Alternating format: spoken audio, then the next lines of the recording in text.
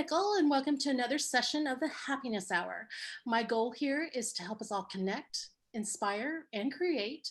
We're here live on Zoom every Wednesday night with a new topic and a guest speaker that shares their photography expertise with us. Every Tuesday, I update the list of upcoming presentations to my Instagram page at Cousin Linda and on my website at lindanickell.com. And that's where you'll find our previous sessions linked to the Happiness Hour YouTube channel. Erin Randall is here tonight to keep us on schedule. So say hello, Miss Erin. Hello, Miss Erin. And Valerie Hoffman is also here to help me monitor the chat line for questions from Matt. So do you want to say hi, Valerie? I'm not sure if you're muted or not, but she's muted. So, all right, our guest tonight is Matt Payne, a fine art, nature, and landscape photographer. Matt is a photography workshop speaker and instructor, and he is also the host of F-Stop Collaborate and Listen podcast. So if you love nature and landscape photography, go look for it on your favorite podcast app. As a mountaineer, Matt has climbed the highest 100 mountains in Colorado. And if you're craving a little mountain view therapy and cannot get to your favorite mountain, check out Matt's website, mattpaynephotography.com. In tonight's session, mountain photography, tips, tricks, and tribulations, Matt will share some tips on how you can improve your mountain photography. So Matt, thank you so much for doing this. And I'm really thrilled that you agreed to come and speak to my group. In Texas, our mountain options are pretty limited, but like most people, when I plan a vacation, I usually head for them. So I'm kind of personally looking forward to hearing what you have to say. So with that, I'm going to turn the mic over to you. All right. Well, thanks for having me. And, you know, I live in Southern Colorado, Southwestern Colorado, and basically every summer it basically turns into Texas because you guys all come up here and invade my space. So I'm just playing a little bit, although Pagosa and Lake City do get pretty overrun with license plates from Texas. Yeah, I can tell you right now, I have 3 different friends that are in Colorado right now, and I'm sorry, but it's all good. No, I love to share the beauty of Colorado as long as you treat it with the respect that it deserves, and we'll talk a little bit about that. Hopefully, people that have listened to my podcast before don't get too bored with me preaching a little bit, but I guess this is a good time to start sharing, huh? My screen. All right, cool. Let's dive in. So again, my name is Matt Payne. I'm a landscape photographer and I live in Durango, Colorado, which if you're not familiar is on the basically the Four Corners. I'm super close to Utah and Arizona and New Mexico and pretty lucky to live where I do. And it gives me the opportunity to go out and take lots of fun photographs all the time. So let's talk a little bit about how we got here and a little bit about me. So this is this picture of me on top of my first 14,000 foot mountain when I was 6 years old. And I was lucky enough to be raised by 2 parents who loved the mountains and loved hiking and loved the outdoors and loved outdoor stewardship. And I was introduced to the mountains at a very young age. Climbed my very first 13,000 foot mountain when I was 4, and I'd hiked over 20 plus mountains before I was even high school. So got super lucky with my introduction to the mountains. The bottom photograph there is me and my dad on top of a mountain called Handy's Peak, which is a 14,000 foot mountain. And what I love about Handy's is you can see that vast spread of mountains behind us, which is the San Juan Mountains, close to my home here in Durango. And that's my absolute favorite place in the whole entire world to be at any given moment in time. And then the photo on the right is me and my best friend. At the time, his name was Sarah, and now his name is Silas. And that's on top of a 14er called Uncompahgre Peak, which is I believe it's the 5th highest mountain in Colorado. So I got into photography through my mountain climbing. So back in 2008, I made a personal commitment to climb the highest 100 mountains in Colorado. And just so you have reference of what that means, the highest one is about 14,440 feet. And the lowest of the highest 100 is 13,850 feet. So there's not a lot of difference between them in terms of elevation. Pretty lucky to have that many high mountains here in Colorado. There's really honestly nowhere else like it in North America, which is probably why all you guys from Texas are always coming up to visit. I think California has like 10, 14,000 foot peaks, something like 12, something like that. So, and outside of California, there's only Rainier, and then you have Alaska. So there's not a ton. All right. So that's how I got into photography as well. So I wanted to document all of my journeys in the mountains, and that's how I picked up photography. And as I started going through the motions of recording my trips into the mountains, I started to get more and more into photography. And honestly, the obsession with photography kind of took over and replaced mountain climbing to some degree. So let's talk about what the heck is mountain photography anyways. So I guess loosely stated, mountain photography is photos of and from mountains. This particular photograph is probably one of my favorite images. It is a almost 360-degree panorama taken at sunrise from a 14,000 foot peak called North Eolis here in the San Juans. And what I love about this photo, not only the extreme lighting and all of that, but also I can pretty much identify almost every mountain in this photograph because I've stood on top of them. And each one of them represents a different adventure and an experience that I've had in the mountains as a photographer. So I don't know, for me, this photo represents a lot about what I'm about as a photographer and as just a human being and what the experiences that I love. And one thing I will tell you about this particular image, don't let anyone tell you that you need the most expensive or the latest and greatest camera equipment to make good photographs. This was made using a Nikon D7000 and a Tokina 11-16 lens. So right now you could probably pick both of those up for like $500. So that's kind of fun to share. And just feel free to interrupt me if there's questions as I go through, because I don't want to miss anything that's relevant. Valerie. Okay, moving along. Yeah, All you're right. good, So, Pat. okay, cool, awesome. All right, so here are the things that I really love about mountain photography is that it's a fantastic opportunity to really get into the essence of landscape photography. And it's really these four things that really take it over the edge and over the top for me. Mountain photography for me is all about storytelling. Every photograph that I make in and on mountains, it's about a story. It's not only about a personal story, about an adventure that I've been on, but it also can convey other stories as well.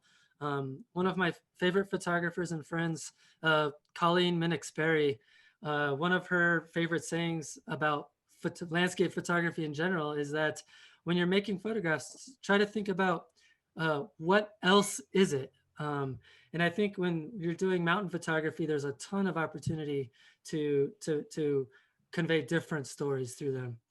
I also love mountain photography because there's just a ton of emotion wrapped up in some of the images that you can make, especially if you're extreme about it in terms of getting up really high, getting interesting vistas, getting crazy weather, getting really insane light. So for me, it can convey all kinds of emotions.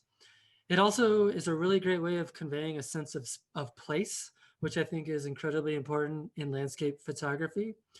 This particular place in this photograph is one of my favorite places in Colorado.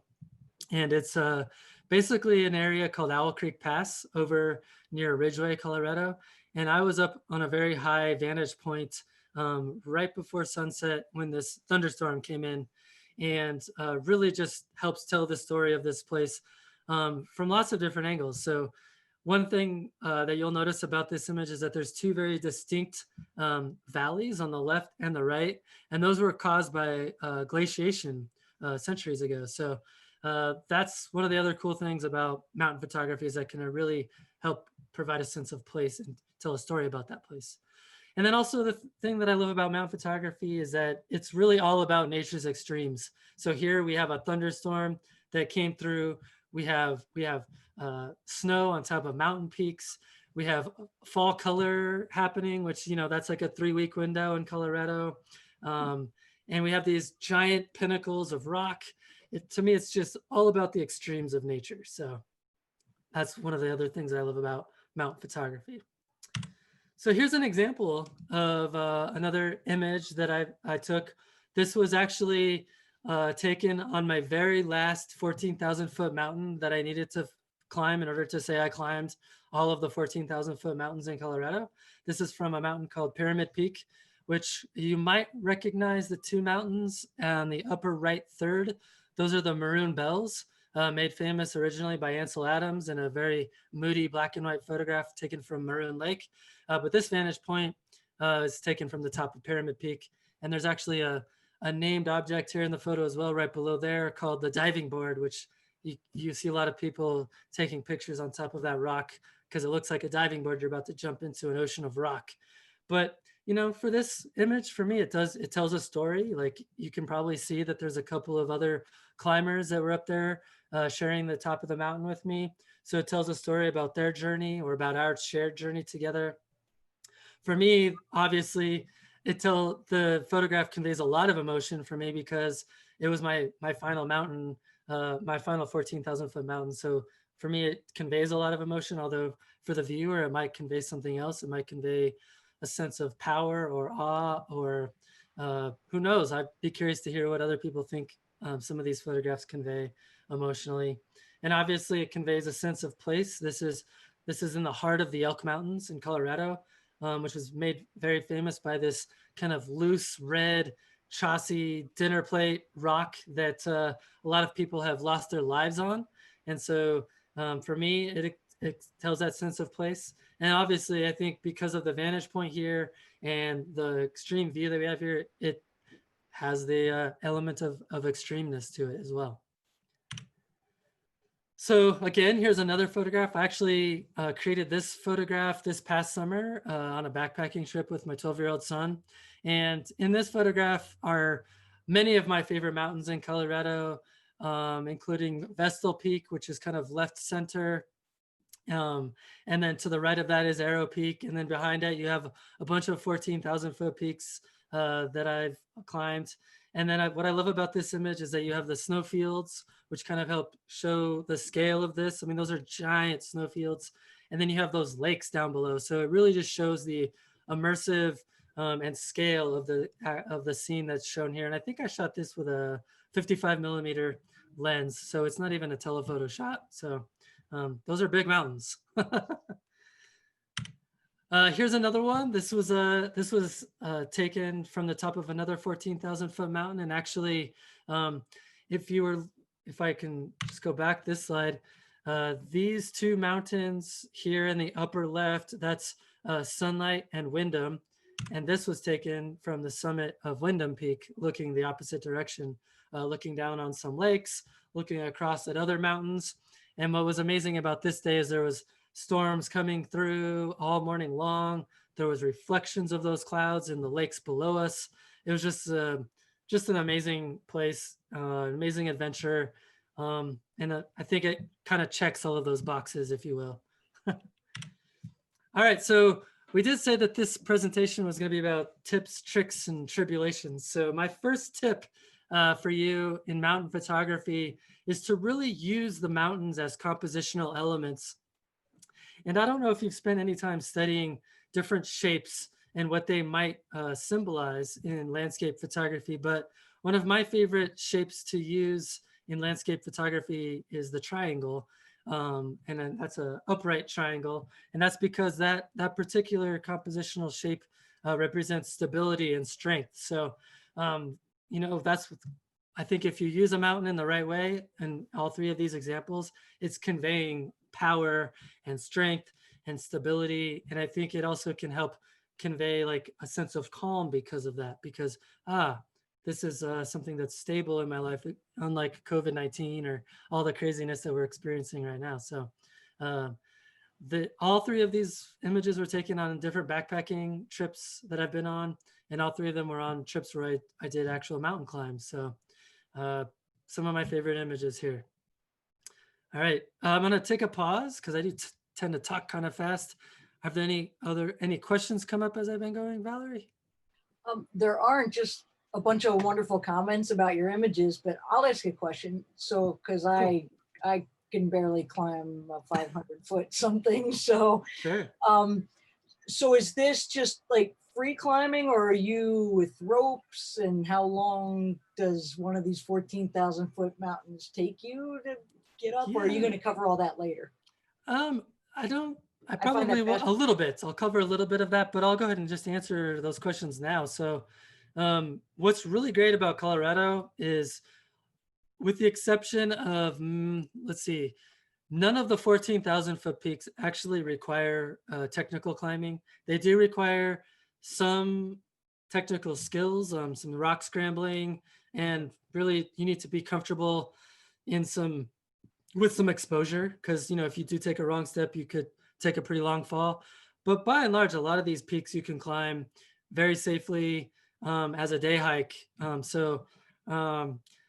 Some of the exceptions, like this, the photograph in the middle, that's actually Vestal Peak. It's called Wham Ridge on the right, the one that's sloped.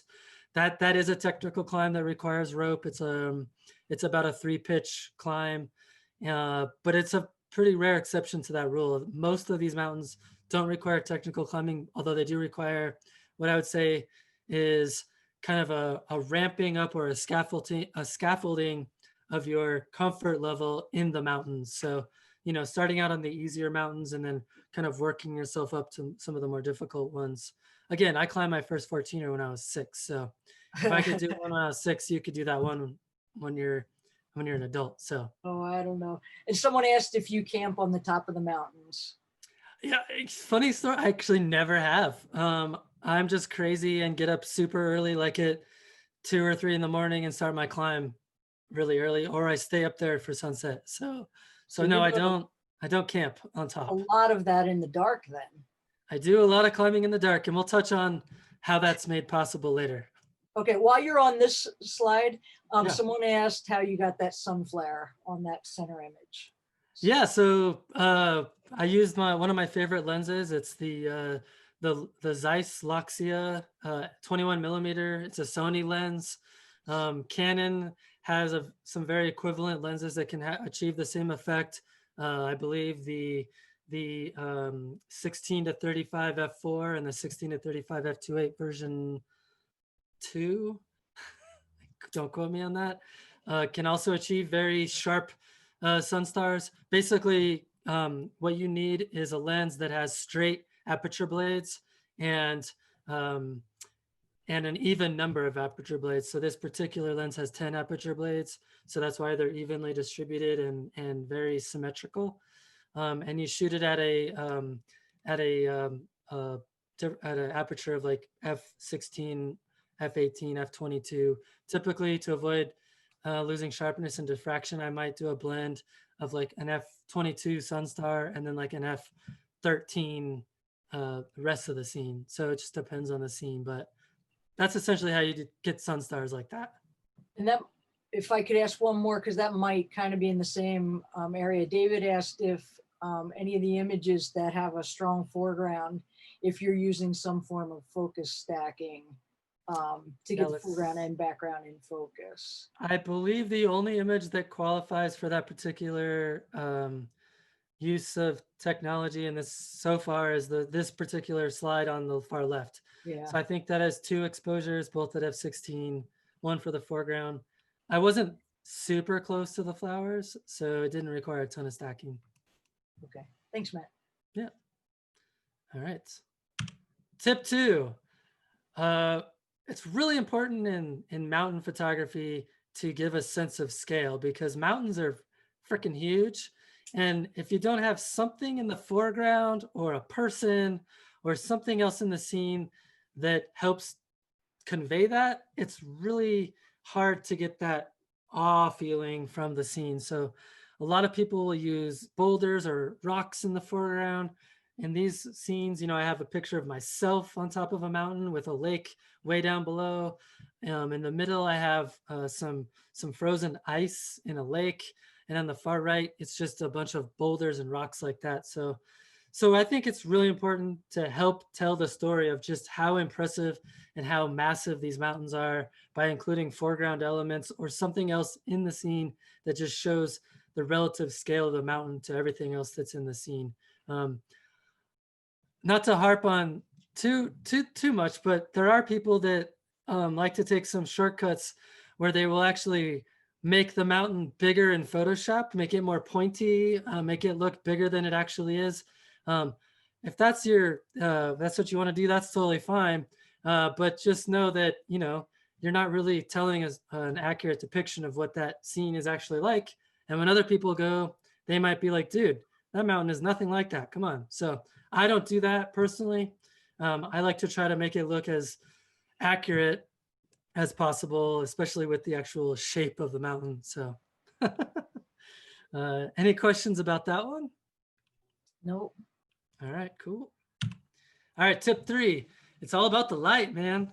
So unfortunately, or fortunately, depending on how you look at it, if you want really awesome photographs of mountains, it means you're probably going to be losing sleep or sleeping at weird times of the day. So this first image on the left, I photographed at sunset, which required me to down climb the mountain to my tent in the dark, which was kind of scary. I'm not going to lie. I'll talk a little bit more about the tools I used to make that a little bit more safe.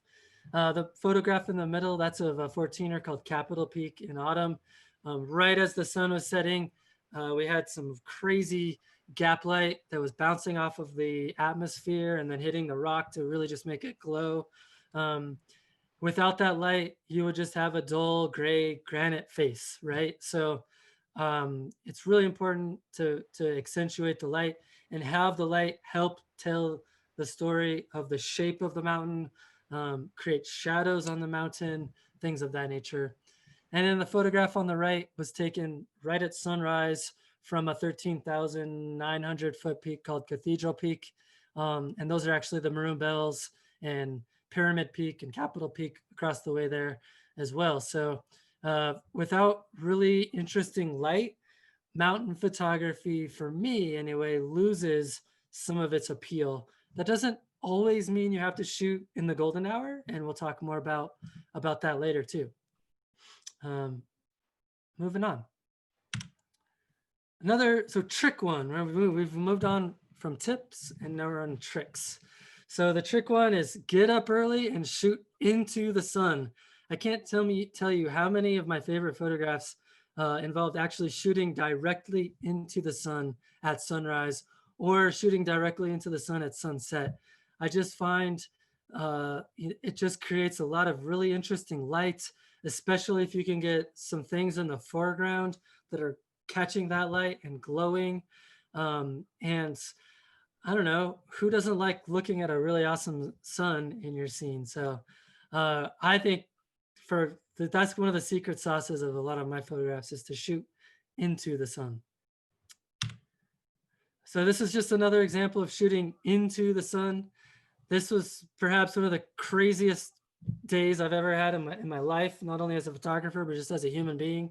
I'd actually stayed up all night long and I photographed the Perseid meteor shower from a 13,000 foot saddle that's not pictured in this photograph, but before sunrise, I climbed to the top of this mountain called Turret Peak and was greeted with the most ridiculous, insane sunrises that I've ever seen in my life. Those colors were actually there. I actually had to desaturate some of that. I mean, it was just bonkers. So again, but it was achieved by shooting into the sun, and you can see kind of the effect of what that looks like on the horizon there, just as the sun was coming up over the horizon. So really important to shoot into the sun.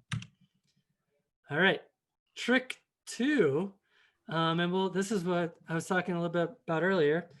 And some of you might hate me for saying this, but it's really important to exercise. So I actually drink a lot of beer.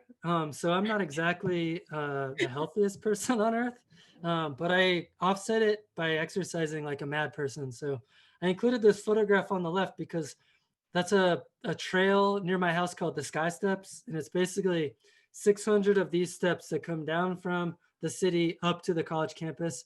And I hike up and down those steps twice every single day. So unless I'm out doing something else, I'm still trying to get as much exercise as I can. Super important for cardio and leg strength, and to offset some of the effects of altitude sickness. If you can't do something like that, go to the gym, start out small, do some rowing, to get on the exercise bike, go for walks every day. Like, start out as easy as you can, but it's really important to exercise if you want to get out and get really good photographs, not only of mountains, but I think just in nature in general. Being in really good physical condition is important. And if you can't do that because maybe you have medical conditions or whatever, I totally get that. And there is some good mountain photography you can get from right off of a roadside as well. The second part of this trick is to educate yourself. So I am a founding member of Nature First Photography. I'm not going to spend like 2 hours telling you about what Nature First is, but basically we've created some principles to follow to help preserve the places that we love to photograph so that future people can also enjoy them the way that we did. And also educate yourself on the leave no trace principles. It's really important. And I will say this summer particularly, I saw so many people not following Nature First or leave no trace principles out in the wilderness. And it drove me crazy. And I yelled at people, and I don't want to do that anymore. So please, please, please spend some time to educate yourself on how to preserve these places, because if we don't, we're going to lose access to them, or we're going to have permit systems, and it's just going to be harder and harder to photograph them or to get good photographs of them in the future. And then you had asked me questions about climbing in the dark. I use Gaia GPS quite a lot. Gaia GPS is an app you can download onto your phone, and you can also use on your computer. And you can save your tracks as you're doing them, or save routes that you found from other people. And I follow my tracks in the dark. So if I climbed a mountain in the dark and I want to remember how I got down, I'm going to follow my tracks on Gaia GPS. And it's basically a satellite system with a compass, and you can download maps that go with it, so you can see exactly where you're at on the map. And it also helps you understand the topography that's around you and plan safer routes. If you want a longer, more in-depth tutorial about Gaia GPS, I have one over on my YouTube channel. But I think Gaia GPS is a critical tool to have in your toolbox if you're going to be out taking photographs in nature, and especially in the mountains. Any questions so far? Yeah, two things. How long would it take you to climb a mountain? Yeah, so super depends on the mountain. So in On average. Colorado, if you're talking about one of the easier 14,000 foot mountains and you're in, let's say, average physical condition, you might start at 5 a.m. and my goal is always to be up to the top and down to tree line before noon to avoid thunderstorms, especially in the summer. So I would say it takes about a full day. Stuff that's even more remote might require some backpacking. So it might take 2 days or 3 days, depending on, again, how fast you are, your physical condition. But in Colorado, you can probably expect a full day. Okay. While you're here on the exercise slide, Michael asked if you have any suggestions for sea level dwellers to prep for high altitude ahead of time. Just exercise in general, or something more for the altitude? Sure. Well, I got a couple tips. When I set that goal for myself in 2008, it was in the winter and I didn't want to spend a lot of time in the snow. So I actually just did my stairs in my house. I think I went up and down my stairs like 30 times a night or something stupid like that, until it just became easier and easier. And then I would up the number of stairs. So that's for cardio and leg strength. And then for altitude, what I would suggest is Unfortunately, there's not a ton you can do physically to prepare for that, but what you can do is, excuse me, is you can travel to the location you're going to be climbing in the higher elevation a couple days in advance and spend some time acclimating to that altitude. I see a lot of people travel to Colorado for a weekend. They get here on a Friday, they start climbing on a Saturday, and they have to turn around because they get sick from altitude sickness. So it's important to spend that extra day or two to acclimate yourself to that elevation. Anything else? Matt, there is a drug called Diamox, and Oh, that can be used for altitude. And I know this because I did Kilimanjaro in January, cool. and I'm not a big fan, but it does help. Yeah, and Just essentially, take it with a physician's directive. right. Um, I mean, essentially what you're doing to yourself is you're yeah, creating more red blood cells. So when you live at altitude, you have more red blood cells. So it takes less oxygen for your muscles to work. I'm assuming that particular drug just artificially it inflates your does. production of It's red blood cells. yeah, just So yeah, fun to take. Not kidding. Actually, it's not fun. Don't do it if you don't have to. gotcha. Is Hey, there another Matt, question? Yeah. yeah, was there another app that you mentioned besides the Gaia GPS? I don't think there was. Okay. Cool. I do There's use photo pills occasionally, just to help me figure out where the sun is setting and rising and kind of what the light might look like. Or if I want to take a photograph of the Milky Way and I want to have an idea of where it's going to rise and when it will be visible, I do use photo pills a lot for that kind of stuff. All right. Trick 3, and this kind of touches on your earlier question. This is really if you're gonna get into any of the more extreme climbs, it's still probably a good idea to do some of this. A lot of local REI shops will teach classes for free on some of this stuff. But if you don't have time or money to do some of that kind of stuff, what I would suggest is buying this book called Mountaineering, The Freedom of the Hills. It's a fantastic book that can teach you all about knots. It teaches you about rope use. It teaches you about how to create anchors. It teaches you about how to travel in snow. I mean, it really teaches you all kinds of stuff that you would need to know. This middle photograph is actually taken on a climb of a mountain called Dallas Peak, where we had to rappel about 150 feet down into this hole from the top of the mountain to get off of it. And I was the first one to rappel off. So I got to shoot everyone else coming down with my camera, which was pretty fun. So learning rappelling skills is important. You can go to a rock climbing gym to get some of those skills. And then the photo on the right is just a picture of the guy who was leading our climb, throwing a rope down for some of the people who were coming up after us. So definitely important to educate yourself on some of the things that are important about being in the mountains. Just to throw another thing out there that you would pick up from a book like this one is to learn about the 10 essentials.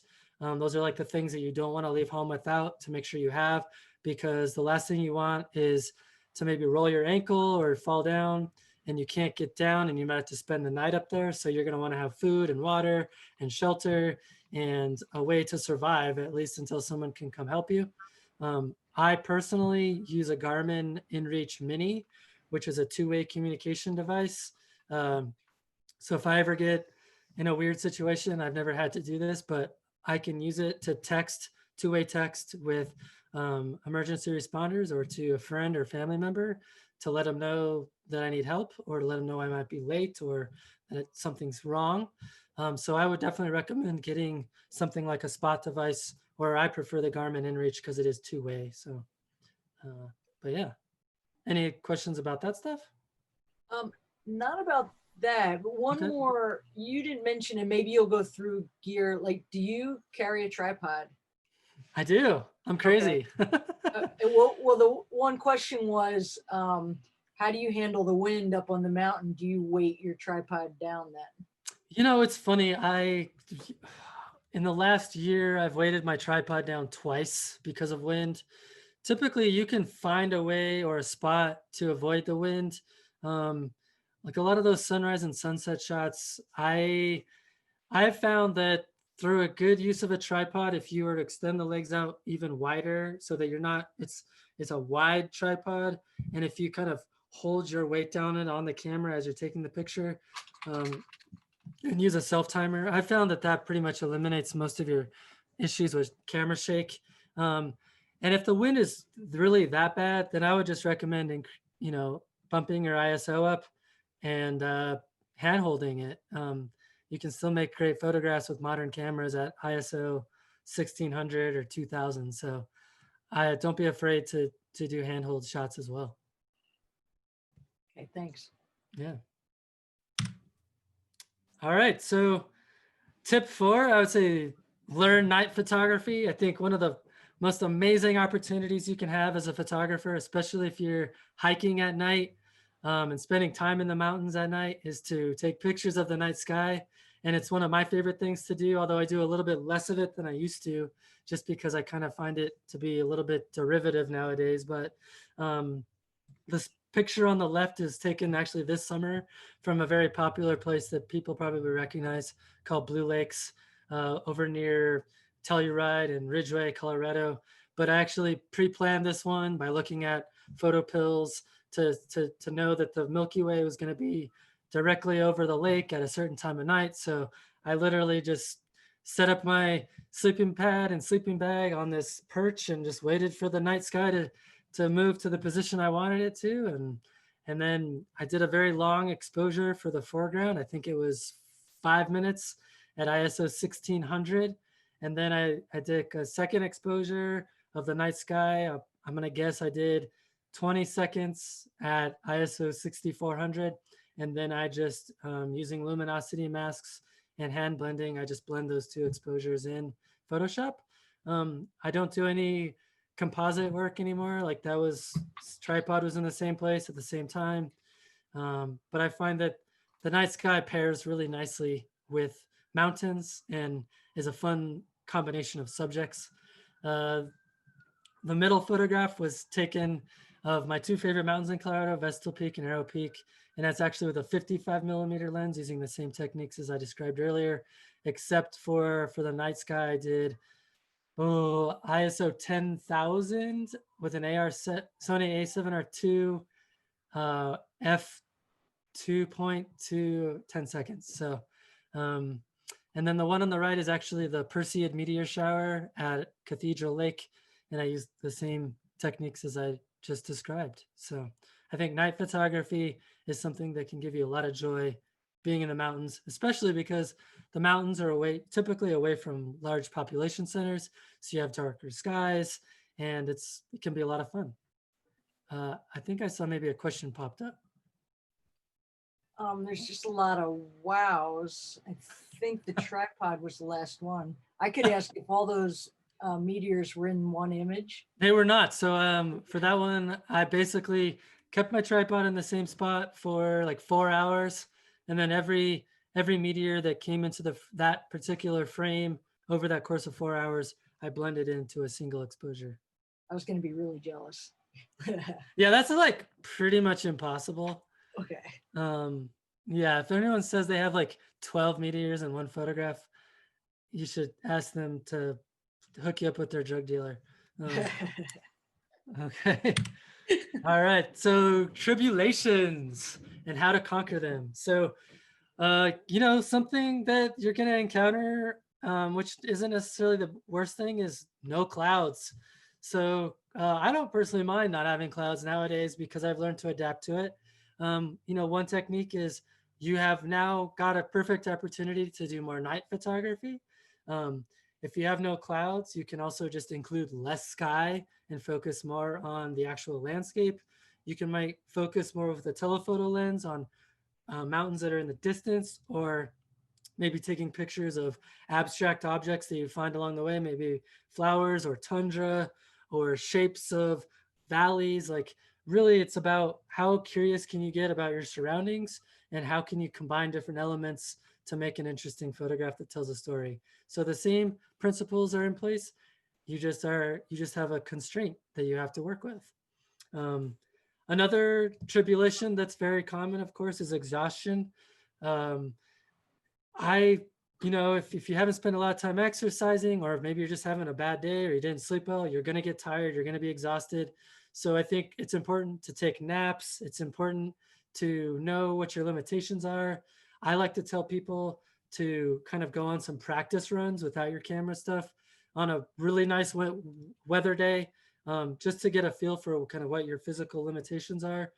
And I will say that exhaustion can affect your creative side too, and how you compose photographs and what you can see as a photographer. So what I like to try to do is do some scouting when I'm more tired of different compositions and things I might want to come back to when I'm less tired, and then maybe go take a nap or rest for a couple of hours, and then come back to that scene rested with a different perspective. So, athleticism, I'm lucky that I guess fairly young. I guess you could say I'm 41, so I'm not old. I'm not super old. I'm not super young. Like whatever, I'm a middle-aged dude. And I was an athlete in high school and college, but that doesn't mean that I'm a better mountain photographer. I just have that natural thing that I was lucky to have. So there's ways to train that too. You can, by focusing on different core exercises, by doing yoga, by really focusing on your balance. You can do all that stuff at the gym, and really, like with a personal trainer or someone like that, feel more comfortable.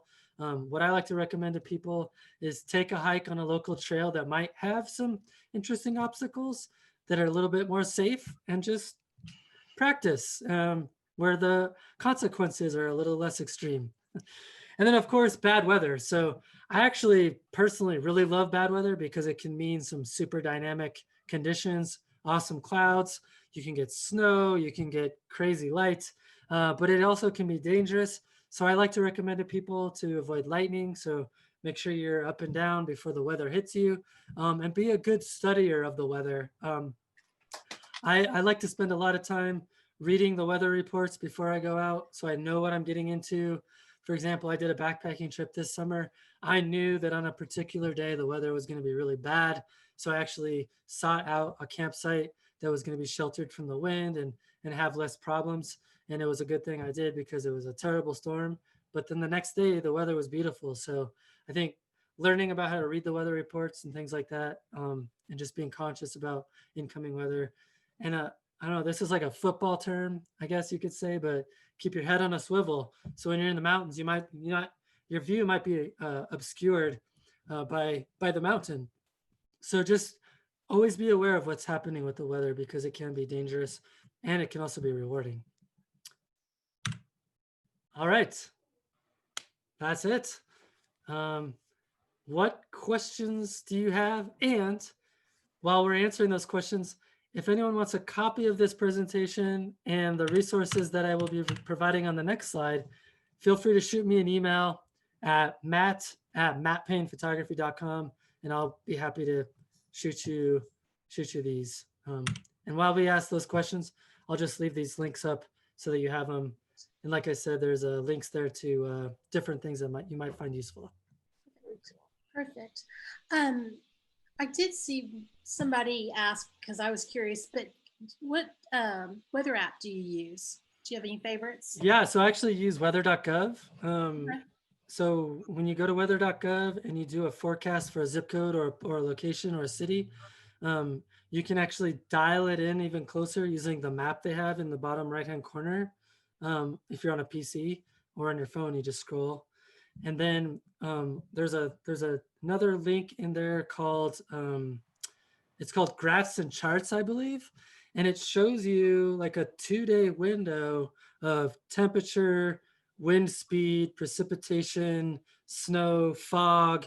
I mean, it has everything, and it actually shows it hour by hour, and that's actually a really useful tool for like planning a sunset. So like, oh, if I'm in an area where I know I can be at 3 different locations within a 30-minute drive, I might get that app or get that website out, and I might look to see where the clouds might be, where there might be more cloud cover for better clouds. So I love weather.gov. It's pretty accurate. Yeah. I think it's pretty accurate. It's like any other weatherman, it's not perfect. Nothing's accurate. So I think everybody in the world saw the mountain lion and the jogger. So the question that I just saw pop up was, have you encountered any wild animals, and how would you handle that? So pretty lucky. I haven't really had many encounters. Here in Colorado, the biggest risk is mountain lions and of course, black bears. With black bears, it's really just about being conscious about when you're backpacking to make sure that you don't have your food near your campsite and that you clean your campsite really well and that you hang your food or store it in like a bear-proof canister. I actually use a thing called a ursack, where I put all my food in it and I hang it from a tree. I've never actually had any problems with bears, because because I'm pretty diligent about keeping my site clean and I don't keep any food in my tent or my pack. Mountain lions, really your best deterrent for mountain lions is to hike with other people. And I've read some articles about what happens if you do encounter one. Make yourself bigger, make noises, but they say not to, you know, I guess with bears, you're not supposed to run. With mountain lions, you're kind of supposed to hold your ground. But truth be told, man, if you're going to run into a mountain lion and it's been following you around and it wants to eat you, you're probably going to be dinner. I'm just going to be honest. Yeah. Okay, I'm going to get you to Oh, yeah. to take down the share screen. There you Oh, go. do you have a question? Somebody is asking, maybe it's just a statement, but do you carry bear spray? Is that? I don't carry bear spray. Last year I did a trip to Montana and I did have bear spray with me when I was in Montana, just because you're more likely to encounter grizzly bears. And with black bears and brown bears, you're not really at a very high risk of getting attacked. It's very rare. The only time they're going to attack you is if you sneak up on them and you're in between them and their cubs, which if you make noises as you hike, you're going to avoid that. It's a very low risk thing, to be honest, in black bear, brown bear, Matt, they're all grizzly laughing bears. because I was in Montana all summer for the most part, and I was out hiking one day and I looked over, I'm like, there was the grizzly. We knew she was out there, and it was like, fun feature that night was Aaron like hauled ass back to the car. People like, did you run? I'm like, yeah, I did. Yeah, got I've out been of it. lucky. I haven't had any problems with it, but I don't know. Maybe that tells a story. I mean, I've been outside a lot and I've never had an encounter. So Well, my parents lived quite near Yellowstone, so bears coming out were Right. not exactly uncommon. yeah, So, and in Colorado, bears are fairly rare, especially in the summer. They're more focused on. The only time you have to worry, I think, is if you have a really bad year and there's not anything for them to not a thing eat. to eat. Yeah. Yeah.